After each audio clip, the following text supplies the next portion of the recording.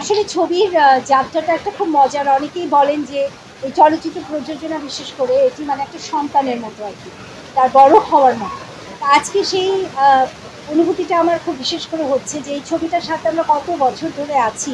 সেই প্রথম idea level থেকে সরকারি অনুদানের জন্য অ্যাপ্লাই করা থেকে, কলাকুশলী বাছাই করা থেকে, তারপরে শুটিং, তারপরে করোনা, তারপরে এডিটিং, তারপর পোস্ট প্রোডাকশন। আমাদের ছবির এক ধরনের একটা যাত্রা শুরু হলো 2022 সালে, যখন এটি ঢাকা ইন্টারন্যাশনাল ফিল্ম ফেস্টিভ্যালে দেখানো হলো এবং এটি পুরস্কারের মাধ্যমে ছবিটি যাত্রা শুরু করে। এবং যেরকমটি আপনি বলছিলেন যে আমাদের প্রায় 2 বছর ধরে আমরা বিভিন্ন ফেস্টিভ্যালে ছবিটা নিয়ে ঘুরেছি, দেশে বিদেশে। সেখানে কোথাও আমরা সম্পূর্ণ বিদেশি দর্শক পেয়েছি, কোথাও আমরা বাংলাদেশের আমাদের এখানকার বংশোদ্ভূত দর্শকও পেয়েছি। করে শেষ পর্যন্ত আমরা যখন বাংলাদেশে আজকে শুরু করলাম একটা, এটাকে আমি বলবো একটা টিপিক্যাল দেশজ দিন, যে চারিদিকে বর্ষার বৃষ্টি, তার মধ্যে আমরা ছবি নিয়ে আপনাদের কাছে হাজির হয়েছি। কিন্তু আমি মনে করি আমাদের সত্যিকারের বাঙালি যারা, তাদের কাছে সামান্য বৃষ্টি আমাদেরকে ঠেকিয়ে রাখতে পারে না। খুব ভালো লাগছে, কারণ এই ছবিটার মধ্যে কিন্তু আমারও কাহিনী আছে, আমার পরিচালক শবনম ফিরদৌসীরও কাহিনী আছে, পরমব্রত চট্টোপাধ্যায় একই কথা বলে গেলেন। এবং আপনারা দেখবেন যে ছবিতে অন্যান্য চরিত্রে যারা অভিনয় করেছেন, বিশেষ করে যারা চলচ্চিত্রে আগে অভিনয় করেনও, হ্যাঁ, যেমন শাবনাজ সাদিয়া, ইনি এখানে আছেন, কি উৎসাহের সঙ্গে উনি সব কিছুতে অংশগ্রহণ করছেন। তার প্রথম ছবি।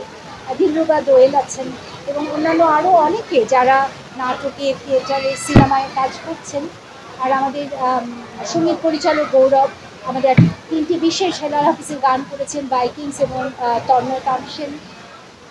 এই সবার মধ্যে আর সর্বোপরি আমাদের ক্যামেরা, সাউন্ড, আর্ট ডিজাইনে যারা কাজ করছেন সবারকে নিয়ে বলছি যে আমাদের সবার মধ্যে একটা অসম্ভব একটা গর্বের অনুভব। মানে এই জিনিসটা আমি আপনাদের সাথে একটু শেয়ার করতে চাই। যে আমাকে যেমন অনেকে জিজ্ঞেস করছেন যে আপনারা সিনেমা ইনভেস্ট করবেন, কী পাবেন? সে টাকার হিসাব হচ্ছে যদি করতে বসি তাহলে হাসি মুখে কথাই বলতে পারবো না, কিন্তু কি পেলাম সেটার কিন্তু কোনো মূল্য নির্ধারণ করা যায় না। এই টাকা দিয়ে আমি একটা, এখন আপনারা জানেন বাংলাদেশে কি আলোচনা হচ্ছে, ছাগল, গরু, ফ্ল্যাট, বাড়ি, গাড়ি, অনেক কিছুই হয়তো করা যায়, কিন্তু একটা আজব কারখানার সিনেমা চাইলেই কেউ তৈরি করতে পারত না। সেটা কিন্তু আমরা পেরেছি। সেখানে আমাদের বাংলাদেশ জাতীয় সরকারি জাতীয় অনুদানেরও একটা ভূমিকা আছে, যে তারা এই ধরনের ছবিকে উৎসাহিত করছেন। শবনম ফিরদৌসী দীর্ঘ ক্যারিয়ারের একটা ভূমিকা আছে, আমার থেকে না থেকে সিনেমা করার ইচ্ছার একটা ভূমিকা আছে।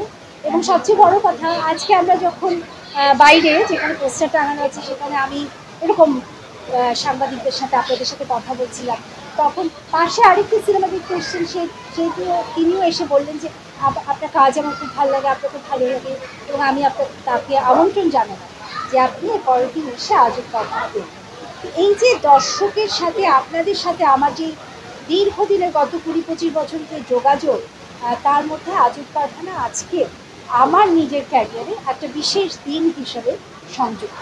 সঙ্গীত কিন্তু আমাদের শুধু জীবনের অংশ না, আসলে আমাদের সিনেমার অংশ। এবং আপনারা জানেন যে আমরা ফিল্ম সোসাইটি আন্দোলনের মধ্য দিয়ে এসেছি, অনেক ছবি নিয়ে পড়াশোনা করেছি। সেখানে ইউরোপিয়ান ছবির সঙ্গে অনেক সময় তুলনা করে আমরা বলেছি আমাদের দেশের ছবিতে কেন এত গান থাকে, কেন কথায় কথায় এত গান হয়, এই গানের সাথে জীবনের কী সম্পর্ক, এই গানের সাথে সিনেমার কী সম্পর্ক। আমি কিন্তু, যারা আমাকে ব্যক্তিগতভাবে জানেন এবং আমার সিনেমায়ও আপনারা দেখেছেন যে আমি আগে যা করেছি, সেখানে গানের কিন্তু একটা বিশেষ ভূমিকা সবসময় ছিল। আমি মনে করি আমাদের বাংলাদেশের মানুষের জীবনে গান একটা অত্যন্ত গুরুত্বপূর্ণ বিষয়, এবং এই সিনেমায়ও সেটা এসছে। এখানে কিন্তু একটা রক গায়কের জীবন দিয়ে কাহিনীটা শুরু হলেও বাংলাদেশে যে আপনি মানে 5-10 মাইল করে করে গেলে গানের ধরন পাল্টিয়ে যায়, গানের ভাব পাল্টিয়ে যায়। আমরাই এখানে 5-6 রকমের গান এনেছি, ঘাটু গান, পালা গান, জারি গান, শাড়ি গান, লালনের গান, কত অজস্র অসংখ্য গান আমরা আনতেই পারি। তো এই গানের সাথে যে আমাদের প্রত্যেকটা মানুষের যে টান, তার সাথে রক গান, পপ স্টাইলের গান, ফিউশন গান, ইন্ডি ব্লুজ, এই যে গানের বিচিত্র সমাহার নিয়ে আমরা এখানে হাজির হয়েছি। গানগুলো কিন্তু জাস্ট জুড়ে দেওয়া, পেস্ট করা গান নয়, প্রত্যেকটা গান ওই সিনেমার ওই অংশে একদম অপরিহার্য। আর গানের কথা আপনি তুললেন, আমি কবিতার কথা তুলি। আমরা বাঙালিরা কিন্তু কবিতা প্রিয়, এবং কবি প্রিয় বলা যায় কিনা জানি না, মানে বহু কবি আমাদের দেশে আছেন, স্বভাব কবিও আছেন, নাগরিক কবিও আছেন। আমাদের অন্যতম সর্বশ্রেষ্ঠ কবি বাংলা ভাষার হেলাল হাফিজ, তার 4টি কবিতার 5টি সঙ্গীত কবি। এই ছবিটা আছে। তো সব কিছু মিলিয়ে আপনার অ্যাকশন ছবি হোক আর রোম্যান্টিক ছবি হোক, গান ছাড়া ছবি কিন্তু আমার দেশে হয়। আর এই ছবিতে গানই হলো বা একজন গায়কের জীবনই হলো এই ছবির চালিকা শক্তি। সেই জন্য আমার মনে হয় যে এটি দর্শকের সাথে কোনো একটা পর্যায়ে কোনো একটা ভাবে দারুণ একটা যোগাযোগ তৈরি করতে পারে।